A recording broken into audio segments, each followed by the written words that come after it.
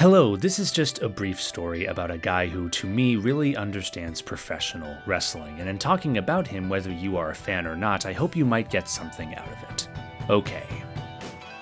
Orange Cassidy does the bare minimum to get by in professional wrestling. He is lazy to the point of occasional rigor mortis. He doesn't really want to wrestle, which is a great gimmick in an industry full of try-hard, muscle-bound theater kids with skin as thin as paper mache. An independent darling for years prior to signing with AEW, itself a relatively new company at only 4 years old, OC's big initial beach break is easy to find. Hop on the AEW YouTube page, click videos, and rank them in order of popularity. Hands in his pockets, idling near the top, stands OC vs. Pac at 40 million views and counting. Of the top 10 most viewed videos, OC is 5 of them, which is impressive all on its own, but I did say OC vs. Pac was near the top because the number 1 spot doesn't actually feature OC. It features a kid dressed as him being invited into the ring. 44 million views. And that is almost more impressive. Every AEW TV or pay-per-view, you will see at least one person in denim with a white shirt on and sunglasses trying their best to appear cool and slightly disinterested. His connection with the crowd is evident, but his meta meaning to the business is something else entirely. Orange Cassidy isn't just a clever commentary on professional wrestling, taking the less is more ideology to its logical and hilarious extreme. Orange Cassidy isn't just over with the crowd, whether it be Jane or Where Is My Mind or the Best Friends theme playing him down to the ring, but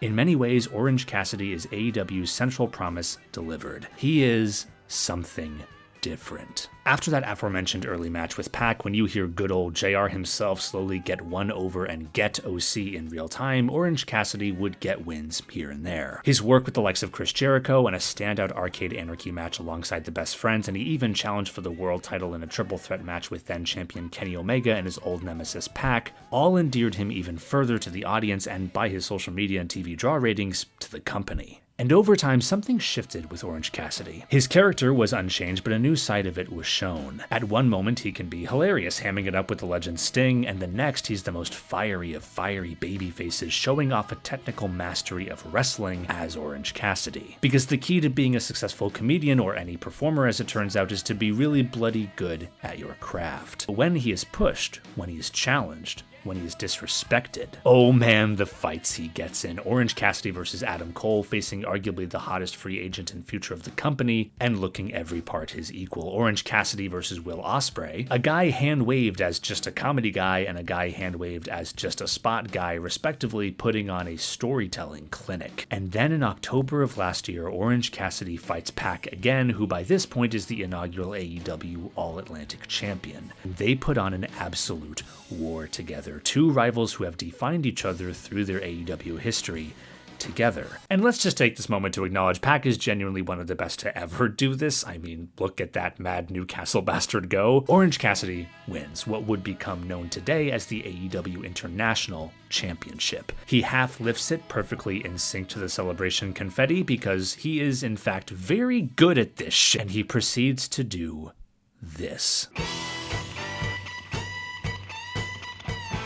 Banger after banger after banger, and as of publishing on Friday, June 23rd, 2023, Orange Cassidy is still the AEW International Champion with 24 straight successful defenses. I've done a lot of summarizing here, telling you about this title reign, but the best way to see just how good Orange Cassidy is to watch his matches for yourself, because they're all great. I can't say that about every long title reign ongoing right now. I don't think any of this makes OC the best wrestler, but I do think it makes Orange Cassidy, and especially this run with the international title, interesting. A title reign about a so-called slacker slowly taking genuine pride in his prize and being worn down slowly week by week, and along the way, making that title feel like it kinda means more than the technically more storied TNT title or even the technically superior AEW World Heavyweight title. And it's a beautiful story that you can follow week by week by week. The International Championship will mean more for this guy, who so many wrote off for years as just a comedy guy carrying it in his JanSport backpack.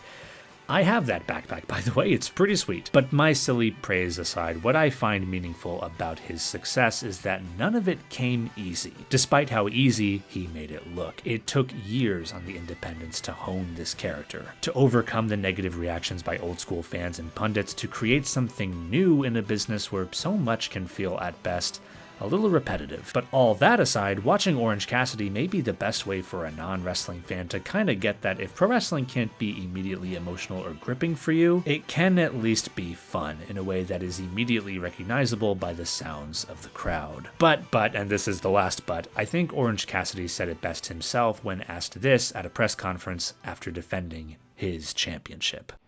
Do you think you're one of the best wrestlers in the world? No. Not even close. Thank